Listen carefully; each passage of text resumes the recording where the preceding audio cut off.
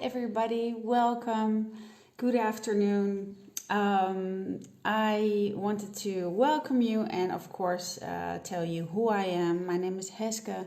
I'm the owner of Mind My Life Hypnotherapy, and I dedicate my service to help you feel better about your body, feel better in your relationship with food and your weight and everything that has to do with that. So I have already mentioned in the title actually of this talk of today that I want to talk about a book that is very dear to me and that sparked a lot of inspiration for me in my healing process in this same struggle. That was some time ago already, and I was already on a good path, I have to say. I was already far along in my recovery, but still this last, I would say, negative thoughts and feelings about my body and the whole body image part was still very present in my life. So I wanted to put this on, forward once and just say, okay, let's talk about this book and why it is so great, in my opinion. It's called The 8 Keys to Recovery from an Eating Disorder, and it's written by Gwen Schubert-Grab and Carolyn Costin. They are both therapists, they are both psychologists, and they both have personal experience with eating disorders. So that makes it so very practical and also relatable, because you feel that it's not just, a theory-based only book. It is really, I don't know really how to say it, but you feel like they know you. They feel that they can look into your head for a moment. And that was really helpful for me. So to start with, obviously there are 8 keys in this book. So it's a book of over 300 pages. So it's impossible to tell you everything in my little talk, but I will go through the steps, the 8 keys, and I will try to talk about some of them in a bit more detail, because I think they are particularly very, very interesting from my point of view as a hypnotherapist, and they're all equally important, obviously, but for me there are a few keys that are really, really key keys. Let's say it that way. So we have key number 1, and that is the key of motivation, patience, and hope. And there you have this kind of pre-contemplation, all these stages of change, you call it that way, like all these stages between thinking there's really nothing wrong with me and why are you putting your nose in my life and just stay away from me, it's my body, it's my life, and being on the other end of that spectrum, completely ready to change and to do something about it. So this is the first step, the first key in those 8 keys. And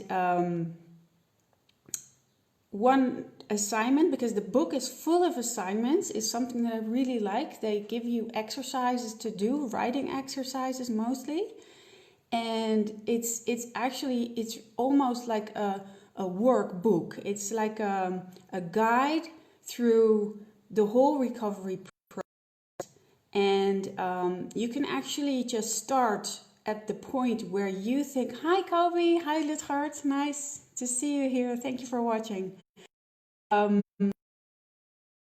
Take the book and you'll recognize what is your stage and what is most relevant to you. And then every key has exercises to do. There's even a workbook that you can buy additionally. And there you can do all the exercises, and they have even more exercises for you to do, which makes it not only something that you just take in, but it's actually something that makes you process something and that sets something in motion inside of you, which I think is really helpful, really good. So, yeah, the first key is motivation, patience, and hope. So, obviously, that's the first step. I mean, if you feel like, I don't know, I'm not sure, actually, I don't feel I have a problem even. I feel that it's my business and I don't want to do something about it. And then obviously there is not much that you can do. I mean, I also see a lot of people on Facebook, but everywhere around me, and I just know that it's kind of useless to try to convince anyone from something if you are just not there yet, if you still have to figure that out, and if you have to still live through some things before you can move to the next phase. And but there's a writing assignment in this first key, and it's called Your Worst Day. And I know my worst day very, very well. And I think to motivate yourself, after writing down that worst day of your behavior or of order or whatever, I think it's very helpful, because for me, the next thought after I wrote it down was, I never ever want to go back there. That would be really for the worst case scenario, to stay there, to go back there and not get out of there. So that's an exercise that you do in chapter 1. And that's also, it's like a push in the back to really get going. And in that chapter they talk about motivation and also about the stages of recovery. What are they, and what is being recovered? What does that actually mean, and is it even possible? Because sometimes I hear people talk about eating disorders and negative self-image and negative body image like it's something that you will never get rid of, and that it's like alcoholism. I'm blah de blah, and I'm an addict, and like that's something that you will be for life, and that's just not true. There is no scientific evidence out there that proves that you will be suffering with an eating disorder forever, regardless of what you do. So yes, there's a genetic element in it that makes you more sensitive or whatever, but it's just not true that you will always have it if you work on it. You can recover. And what does recovered mean is that you have no thoughts about negative thoughts about your body, that you don't have any destructive behaviors food-wise, that you're not thinking about those behaviors, and that you just accept your body the way it is, and that you are for about 2 years feeling that way. That's what they use in the book as a requirement or as a kind of roadblock. If you have taken that roadblock, then you're considered recovered, and it's possible. So then we go to the next key, and that is your healthy self will in the end heal your eating disorder or your unhealthy self. And so they introduce this element of two voices. And some people are very familiar with that, like they recognize this immediately and say, yeah, I have those two voices. I have that negative voice in my head saying like, oh, you're horrible, and you look ugly, you're fat, oh, you're so weak for eating that, or you're so weak for not every day. That voice. And then there's another voice, and that's the voice that knows that that's not healthy. And that's a voice that says, I don't want to feel like that. I don't want to think like this. And it depends a little bit where you are, if you can recognize that there are these two voices inside of you.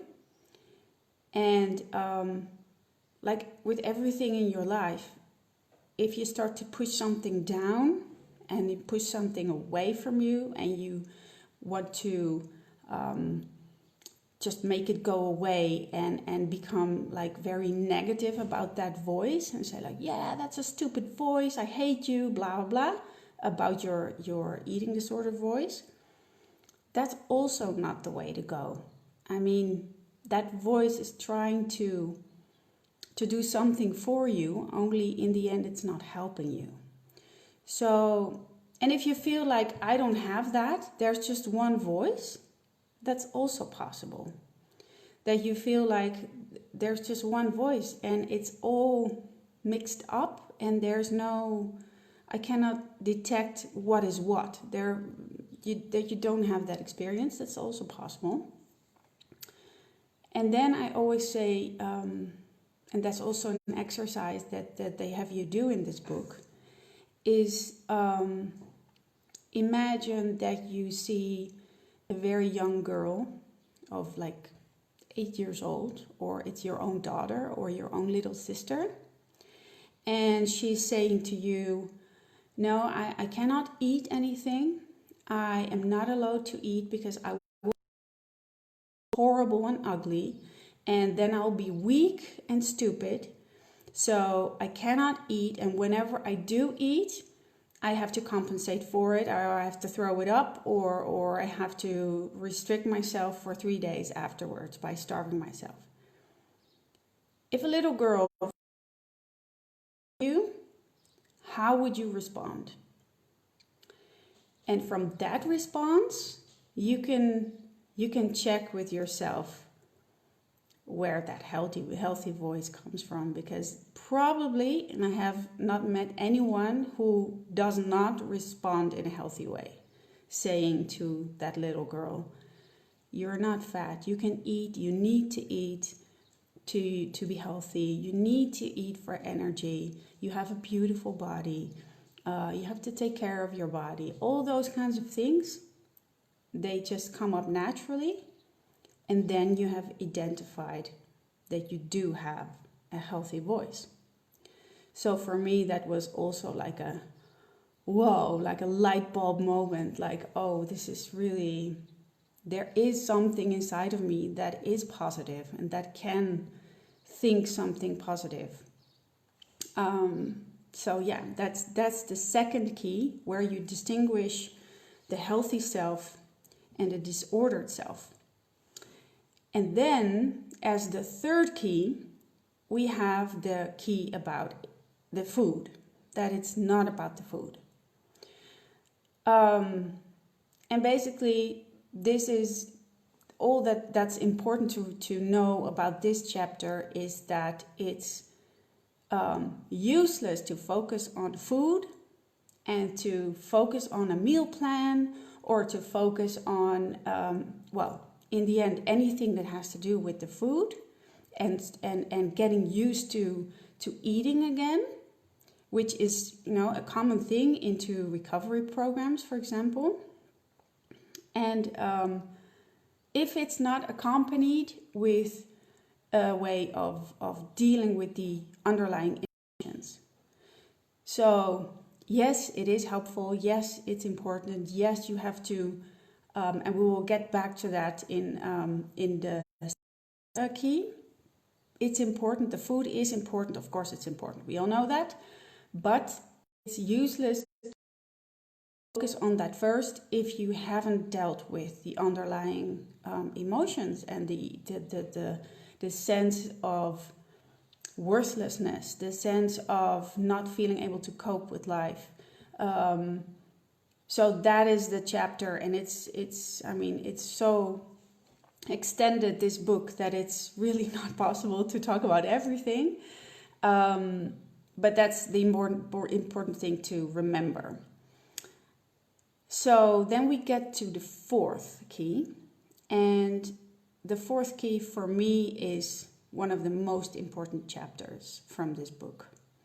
And that is the chapter of feel your feelings and challenge your thoughts. And you can say really so much about this. And it's also very recognizable how in a normal, let's say regular study, this topic is also applied. So for example, in cognitive behavioral therapy, this is completely the central theme, to challenge your thoughts. What are the things that you are saying to yourself in your mind when you are doing something or not doing something? The beliefs that are belonging to that. And of course, is that really true? So that's the challenging part of it. If you challenge it, then you can see, if it's actually true what you are believing. And because in the classical sense, when you have when you're struggling with your body, with food, with all that, you have kind of labeled things as good and bad. Like eating means getting fat, and getting fat is bad. Not eating means that I am strong, that I have willpower, and that other people might say to me that I look beautiful or thin, so my self-esteem is going up, so that's good. And initially that starts with maybe one situation a long time ago, something happened, but over time that was transferring to other situations. So you might have started with one scene where you were at the swimming pool and someone said something, which was a little incident actually.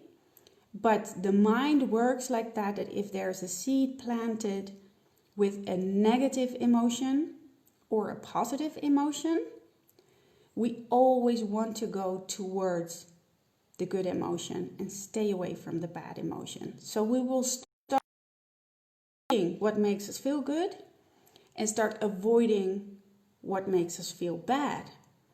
And then in the end, you start to make connections with what could give us the similar good reaction and the similar bad reaction.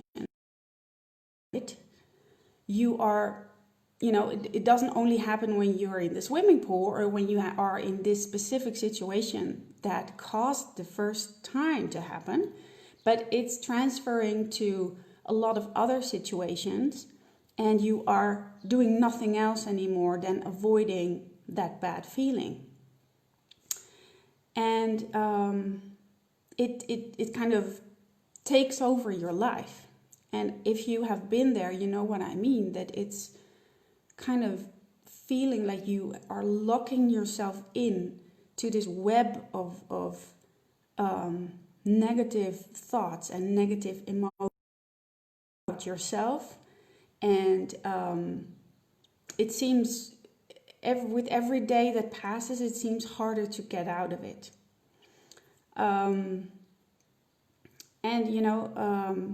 We all have a couple of behaviors that go with that, and that's of course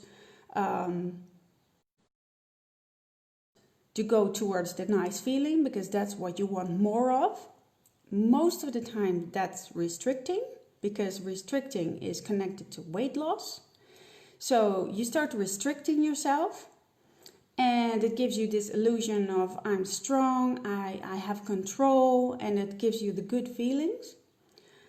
The binging or just is connected to losing control, to a sense of escaping, to numb yourself out. And if you cannot hold on to the binging alone, and you feel horrible and the negative feelings overflow you, then you want to compensate. So either you purge, or you start to exercise like crazy, or you use laxatives, or other ways to get rid of the food. And then the anxiety is lowering again, and it's like a circle that goes on and on and on and on. And in this book, what I think is really, really powerful is that they make this chain of how that works. And they write it down as thought, feeling, urge, and action. Very powerful is that everything starts with the thought. So the thought being the belief. And the belief is way more subconscious than the thought. Obviously, an automatized thought is very quickly. And if you have been in this situation for a longer time, for years and years, it's not even a conscious thought anymore that you're having, like, oh, I'm ugly, or I'm fat, or whatever. It's something that's just within the blink of an eye. You're already doing it. You're already feeling it. It's already, the chain goes so quickly that you feel out of control. But it's very good to know that the thought is the first step, because we can actually actively change our thoughts. And the difference between, for example, normal psychotherapy is that you are consciously thinking something and you're changing your opinion with the conscious part of your mind. And with hypnotherapy, you embed something in the subconscious. So the change is made way quicker, because the disease itself has also become subconscious. So the battle is more of equal sorts, let's put it that way. You're putting something opposed to a subconscious process. So instead of a subconscious idea that you are horrible, that you're ugly, that you're fat, blah, blah, blah, blah, you're implanting something directly into the subconscious mind, that you are good the way you are, that you are worthy, that you are enough, that you are beautiful, that you are healthy, that you are capable to cope with life. And therefore, it's so much more quicker to make changes on that level, because you're working on the same level.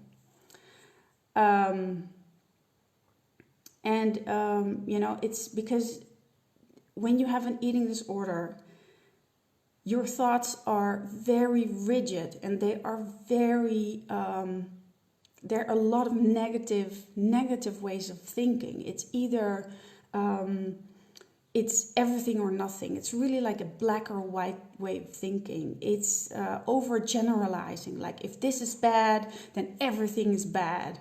Or if something happens, something positive happens, that you just discount it, like as if it's nothing, And these ways of thinking, they need something very strong and very powerful in order to get some resistance, and in order for something to change in that entire chain of feeling and that urge and that action. Because everything after that is just uncontrollable. I mean, who is able to control once an emotion has emerged, to just push it down and forget about it? That's just nearly impossible. I mean, people who do that get seriously ill in other ways. But a thought, we can second guess ourselves. We have that gift of thinking about our thinking.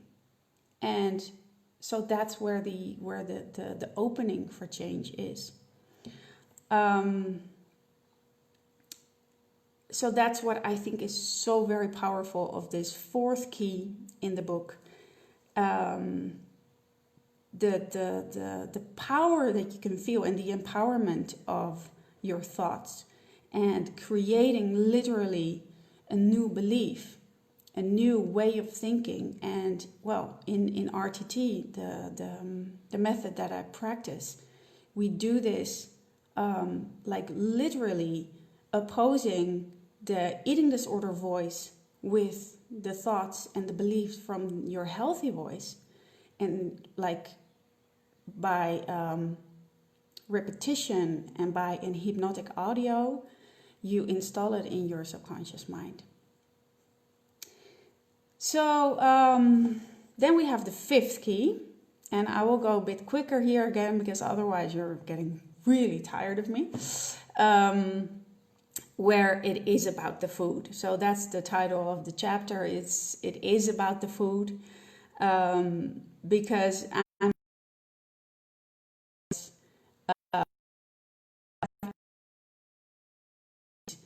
they don't mind talking about their social relationships, but they can put everything on the table, open their hearts for you and everything, but they don't want to gain weight. That's something like you cannot touch. And that's the hardest part for many people who want to recover. They want to recover, but they don't want to gain weight, which is, of course, I mean, it depends on where you're coming from. I mean, if you have a binge eating disorder or you have bulimia, or then maybe you don't need to gain weight.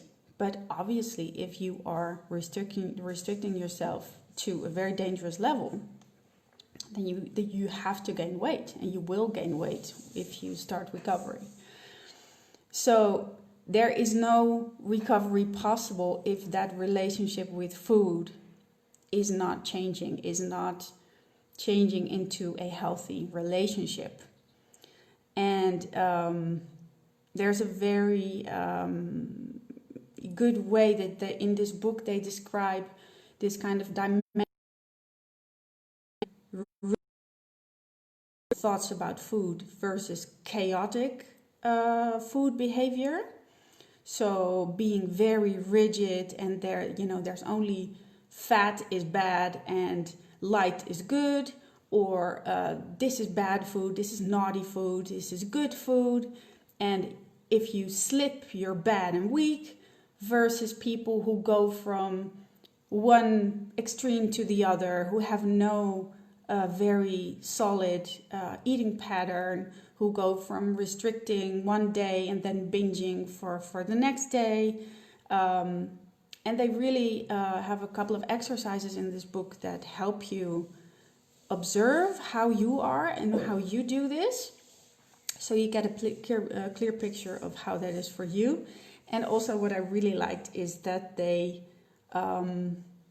wrote down not the 10 commandments, but the thin commandments, and which is so recognizable. I mean, if you read it, it's really like, oh Jesus, it's so cliche, but it's really what I actually thought. And I'll give you some examples. One is if you aren't thin, you aren't attractive. Being thin is more important than being healthy or basically anything. This is just the most important thing. You have to earn food through first restricting or exercise, or compensate for it. You have to earn it. So first you can go and exercise, and then only after. Thin is a sign of willpower and success.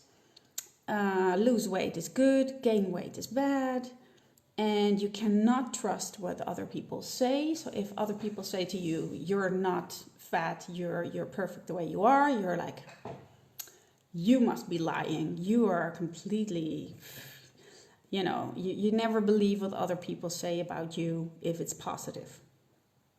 And there are a couple of more, but it's a list of 10. It's really recognizable. And you can also, there's another exercise where you can check with yourself what of those commandments are the strongest for you. And then we are going to key number 6, and that is changing your behaviors. And that's a lot. I mean, in psychology, eating disorders are considered as one of the hardest disorders to deal with, to fix, so to say, especially if you are dealing with restriction mostly, and if you are more in the realm of anorexia. Because there are so many things going on. There is the behavior aspect, so the things that you do that classify you as having an eating disorder. So the restriction, the overly fixation on your weight, on your appearance, the fixation on food, on weight loss, the either the binging or the purging or compensation behaviors. So all these behavioral things, the things that you do or don't do, and on the other hand, there is many times a lot of underlying things going on. So there is a lot of depression going on. There is many times there's trauma, PTSD, autism for people who have to go towards anorexia. There is a high correlation with autism. I mean, those are not like small things. So the emotional aspect is, I mean, if someone needs to stop smoking, then it's mainly the behavioral part that you have to tackle. But for eating disorders, there is a lot of behavioral things to tackle, and there's the underlying emotional part, and they just reinforce each other all the time. And that makes it that you have a lot to deal with. And you cannot shut yourself off from food. So if your biggest fear is dealing with food, and food is something that you need to live, then recovery is also a confronting and hard process for many, because it's something that people just resist because it's something they most fear. But you still need it. I mean, you need food, otherwise you just die.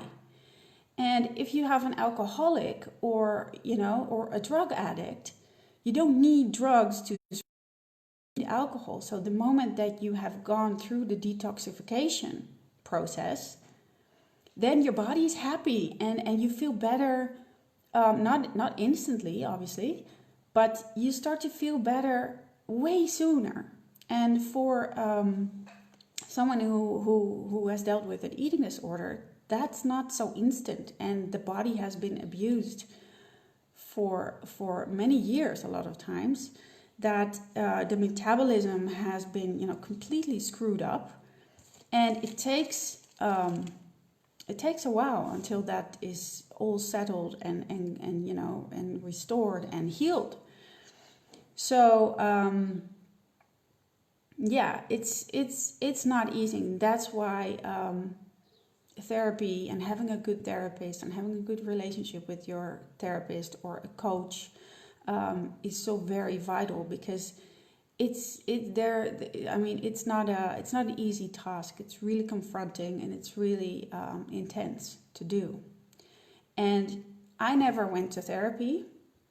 I come from a family where therapy was seen as something completely useless. And it was always like, why would you ever do that? You can talk to, you can talk to us. Why would you go to someone and pay him for it? So I thought, there was something bad even, or that wasn't accepted. So it took me 20 years, over 20 years, to figure it out all by myself, feeling so very alone and so very depressed. I didn't even know I had suffered with severe depression, because I didn't know what that was. I thought that was normal.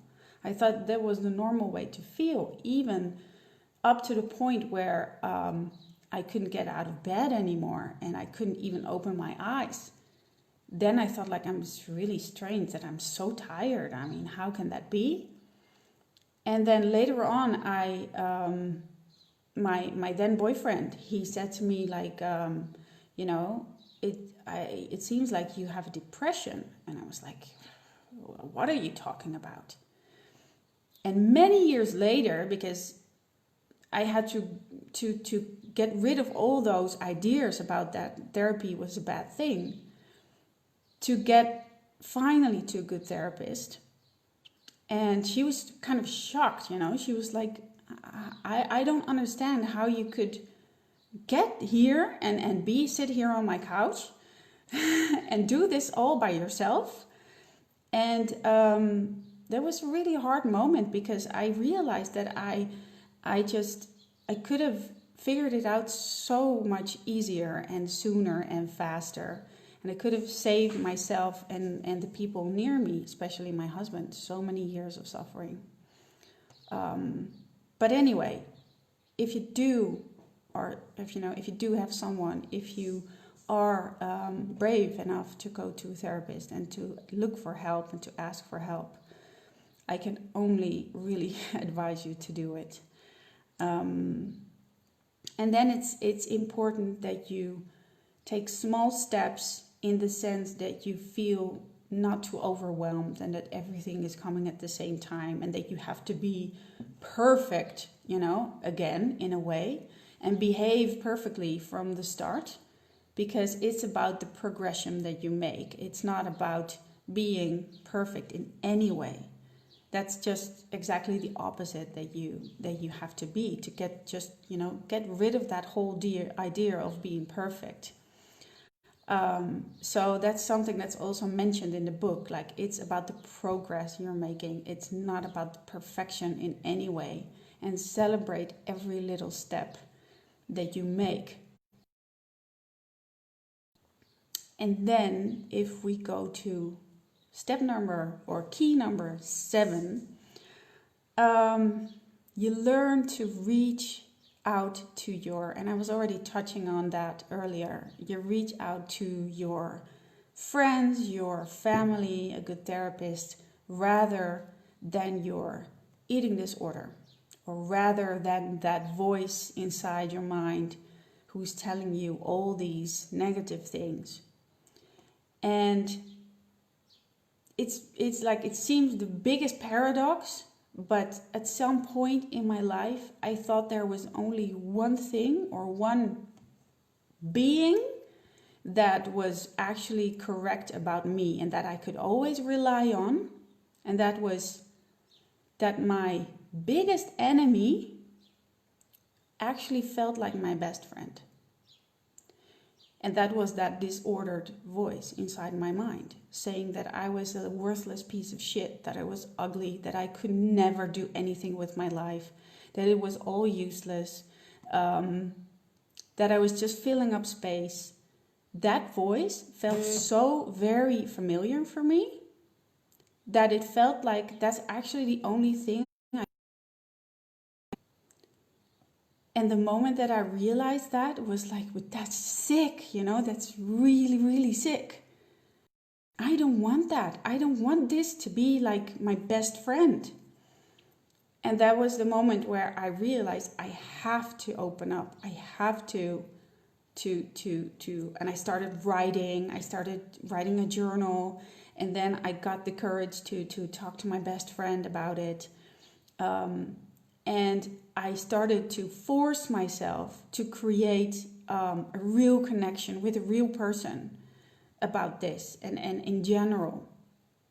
And that's also mentioned in this book. And I think it's really, really important, because you don't realize that you're doing it. But if you close yourself off and you feel that your eating disorder is the only one who really knows you and who knows who you really are,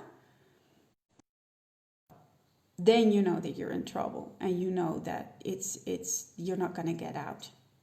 And the moment that you realize that, I mean, then you can also find the motivation probably to make changes and to think like, okay, the moment where I really feel low, the moment where I'm struggling, I prefer to talk to a real person instead of going back to all my behaviors and which are my biggest enemy. And also in recovery, when you are doing all these things, you're doing the exercises, you're doing all these steps and all those keys and everything, it's not like it's like a magic pill and everything's okay, you know, but you do have those moments where you are like, oh, I have to go to that dinner tonight and I don't want to eat because I already ate too much today, and actually I don't want to eat anymore, but it's with my best friend and I really want to go to that dinner. And then that you can say to yourself, but what's more important? The connection with my friend and having a real support from a real person who is there.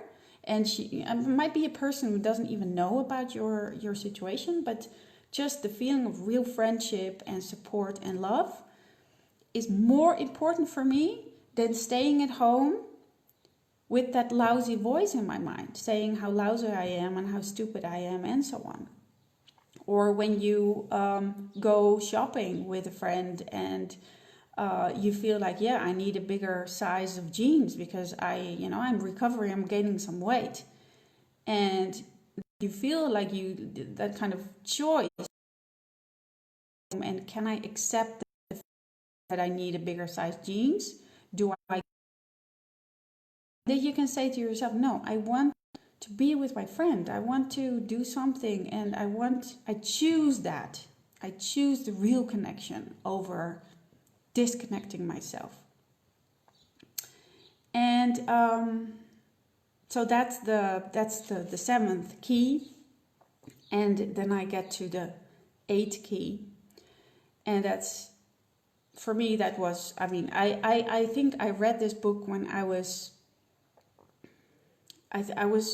mostly dealing with the last keys of this book. So I had already processed quite a lot of things for myself. So I think I was at key number 6 or 7 when I picked it up for the first time. But number 8 was really like what made sure for me that I made the final click, and that I felt 100%, maybe 200% sure that I was never ever going to go back to being the way I was. And that is the key of finding meaning and purpose in your life. And how shall I say this? If you have processed so many things and you have gone through, healing yourself from all these destructive thinking patterns and so on, I mean, that's all crucial and it's all important, but it's something that you're coming from, right? And if you have been there in that situation for years and years and years, it's also very important to know where you're going to. what you're going back to actually, or what are you going towards. And that's also something, a rule of the mind is that we resist what we don't know, and we want to go back to what is familiar. So that's just how we are wired.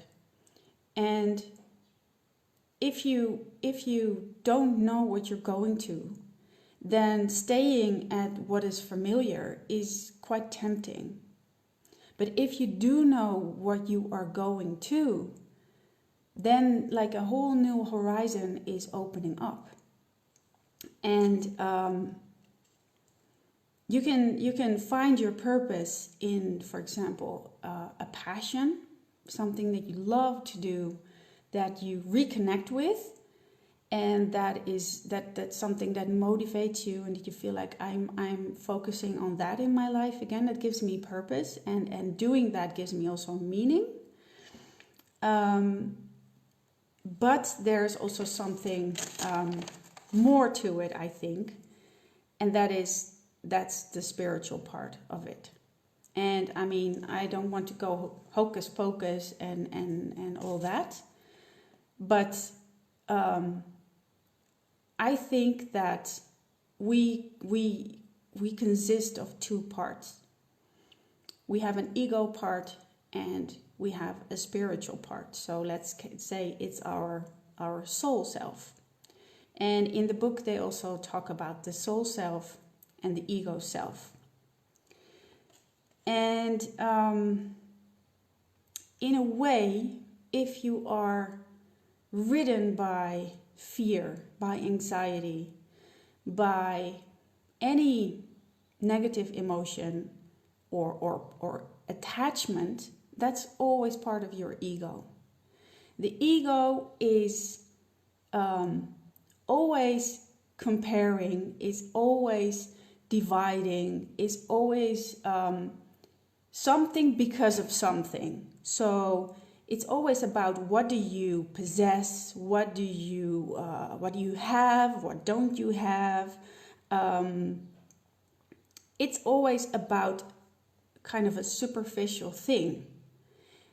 And the ego is always settled in the mind, in the way that we think. And I mean, it's not that the ego is bad, but it's just not everything that there is. And you can see if you have this kind of overly fixation on external things, on superficial things like your weight or your body, then there's something going on with the ego. And I mean, most of the times it's because of something that happened somewhere in your life, and that the ego was very severely damaged or hurt, and that the ego kind of stepped up and started to want to take charge and control. But the ego is just not everything there is. If you describe someone by what he has, what he looks like, what he doesn't have, the education that he has, the job that he has, have you described who that person really is in his core? No, you haven't. There is something underneath that, underlying all that, that is not about that. That's not about what you have, what your ability is, what job you have, what your weight is. There's something underlying that, and that in the book they call the soul self. And any pathology, any psychological issue basically is between that balance of the soul self and the ego self. And the moment that you recognize this soul self inside of you, that is never dividing, that is always looking for like a union, or looking for harmony. And you can also relate back to the healthy voice and the eating disorder voice. And then you also have it again, there you have that healthy voice that wants that wants to share, that wants to nurture, that wants to unify. That underlying energy, that is the soul self. And the judgy, divisive part that is based on fear, based on, that's the ego. And I mean, you need the ego, you need your ego to just get on in life. But in a way, when you have an eating disorder or when you have any psychological issue, the ego has been so severely stressed or damaged that it has taken over. And I felt literally, and I remember that I said it to my therapist, I feel nothing anymore. I feel so incredibly like my mind is just doing everything perfectly, because everybody was always saying like, oh, you're so together, blah blah blah. But I felt literally dead inside, because I had no attention for that soul self, what I truly felt like, who I was on the inside. And the moment that I felt like I need to give that attention, that is where I need to start focusing on nurturing that soul self again and bringing that back into balance. Then that disordered voice and the healthy voice, they will start to like dialogue with each other. And then in the end, the division that you felt before, it will just disappear.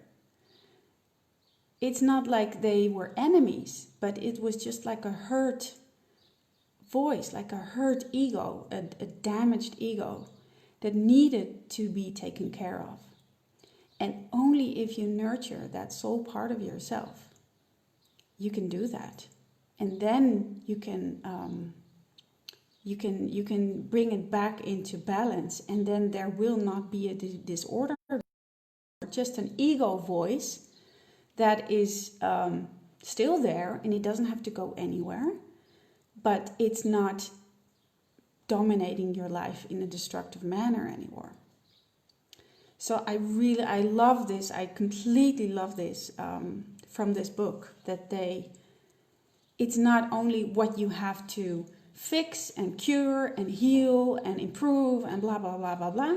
It's also giving you a perspective, a huge perspective to go towards. And it's like opening up a wide horizon of possibility, basically. And they mentioned the 4 fundamental principles of living, and they were researched by an anthropologist, Dr. Arian, and he extracted those 4 principles from a lot of tribes throughout the world who were applying their rules of wisdom about spiritual awareness and social consciousness. And I mean, I don't know how spiritual you are, but anyway, he kind of studied a lot of tribes, and he subtracted 4 laws of spirituality and awareness. And they're just great tools to keep in mind, to keep on nourishing that soul self inside of you. And the first one is just show up and be present. And what are you giving attention to? Are you really present with your soul self or not? Are you ridden by ego thoughts of what I look like, what is my weight, who is fatter? Is she fatter than I am, or is she thinner than I am? What is going on in your attention, in your focus? If you are present with that soul self, so many things will change. And then the second one is pay attention. And just pay attention, and it's actually, you know, a subsequent thing from the last one, and that's really related to mindfulness, of course. Observing what you are thinking, observing what is happening, what you are feeling, what the sensations are. And the more you pay attention to that, the more you will distinguish what is what, and you will be able to grow into your soul self. And then the next one is tell truth without judgment. So when you are noticing, when you are paying attention, when you are trying to be present and really present, just stay free of the judgment. Don't judge it, what you are seeing or feeling. And then the last one is don't be attached to the results. So there is no good or bad in an absolute sense. There is only now. There's only the present. And in order to really be connected to that soul self, you let go of the present, and you just are open and hopeful about the future. And they also describe about there are basically two words that are saying where you're at every time. Do you feel acceptance or do you feel resistance? And acceptance is obviously where you want to be at, where you can fully accept, you know, the things that are within your power, that you have done what you could, and that it's just the way it is, and that feels fine. If you feel resistant, you also know it, because then it's like all these thoughts, they come up again. And if we apply that to, we all know that it's, I mean, the body is just the body. Your body is not good or bad. It's just what it is. But it's the resistant reaction and the resistant thought and emotion that go with it that make it awful and that make it hard.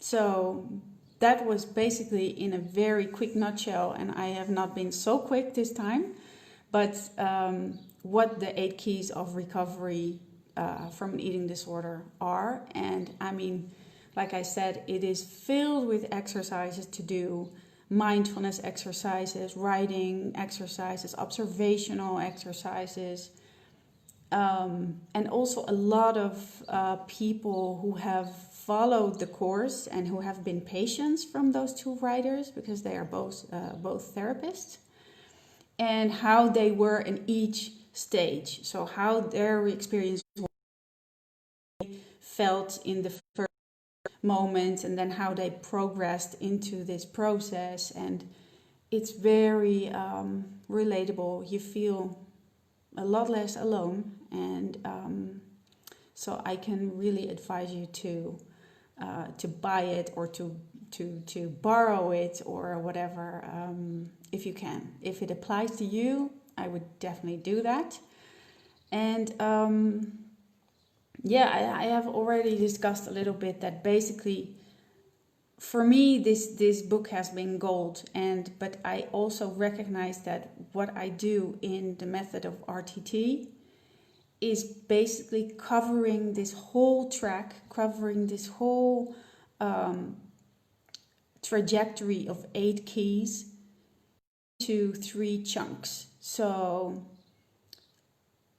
if you do all this, and if you read the book, give you the idea that it's a year long, years of therapy. And personally, what I felt that in my case happened was that I had years that I was just stuck in my cycles, and nothing happened, nothing changed, nobody was really touching upon the subconscious beliefs.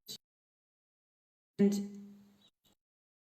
I try to do when I work with a client is, of course, always establish where you are at in this process, where you need to get started, and what your focus needs to be, because not everybody is in the same stage, of course. And then if you go back to the belief systems, the underlying belief systems, there are not so many. I mean, and if we want to change something in the subconscious belief system, and we start doing that, then you can be so much faster than when you would go to a normal or traditional psychotherapy, where you only work with the conscious part of your mind. So normally within a couple of months, you have results that you would have after years in traditional psychotherapy, because you are directly going into these subconscious beliefs that are underlying everything. And I always finish off with the purpose part, to connect someone or reconnect, because we were all born as babies, feeling connected to where we came from. We were not conscious of it, but we were. And somewhere deep down inside, we remember this, and you only have to reconnect with that to feel it again, that you were placed on this earth with a purpose, and that your life have a meaning. And I always finish, I always do the last session about this, because I think it's really kind of the last.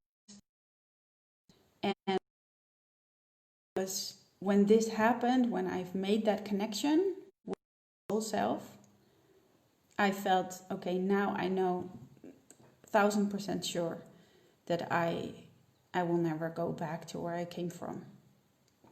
So I think I have talked a lot. I hope I have interested you in talking about this book and everything that I have learned about it.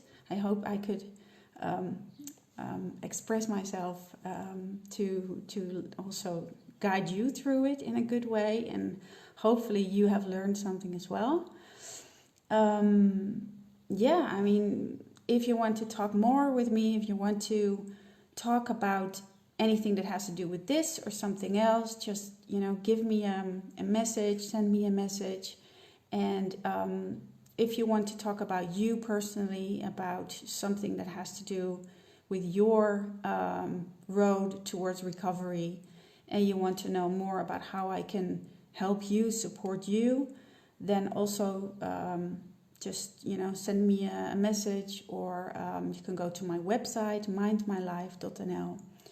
And I'll be back next week with another talk. And I was thinking to talk a bit more about the physical recovery of the body when you are when you have been like out of balance for so many years. Your metabolism is like all messed up, and what we can talk about that topic.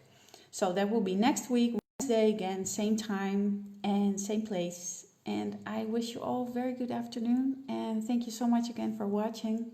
I hope to see you somewhere, sometime, very soon again. Bye.